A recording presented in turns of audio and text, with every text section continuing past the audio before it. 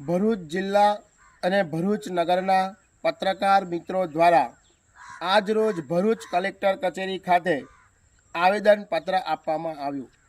Police તંત્ર દ્વારા પત્રકારો અને જાગૃત નાગરિકોને થતી હેરાનગતિ બંધ કરવા માટે આ ભરૂચ નગરના પત્રકારોએ આવેદન આપી કલેક્ટર પાસે ન્યાય મેળવવા માટે ધા નાખી છે। ભરૂચના પત્રકાર ગૌતમ ડોડિયા સામે થયેલી ફરિયાદમાં કાવતરાની આશંકા અને તલસ્પર્શી તપાસ માટે આજ રોજ કલેક્ટર કચેરીના દ્વાર ખખડાવી અને પત્રકાર મિત્રોએ પોતાની વેદના રજૂ કરી છે। દર્શક મિત્રો, આ ભારત દેશ છે, વિશ્વની સૌથી મોટી લોકશાહી છે અને સૌથી મોટી લોકશાહીના દેશની ચોથી જાગીર એટલે કે આ પત્રકારો અને પત્રકાર મિત્રો પર અવારનવાર ભરૂચ જિલ્લાની અંદર કેટલીક ઘટનાઓ બનતી રહે છે, અવારનવાર હુમલા થતા રહે છે।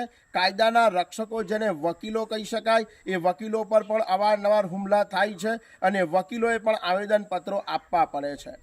આ બિન સાંપ્રદાયિક ભારત દેશ અને લોકશાહીમાં અત્યારે આ પત્રકારો પર થતા અત્યાચાર, અવારનવાર થતી જેને કહી શકાય કે હેરાનગતિ અને માનસિક ત્રાસ આ સામાજિક તત્વો દ્વારા આપવામાં આવી રહ્યો છે અને પત્રકારોની હેરાનગતિ વધી હોય આ ભરૂચ જિલ્લાના પત્રકારોએ ભેગા મળી અને આજ રોજ કલેક્ટર કચેરીના દ્વાર ખખડાવી ન્યાયની માંગણી કરી છે।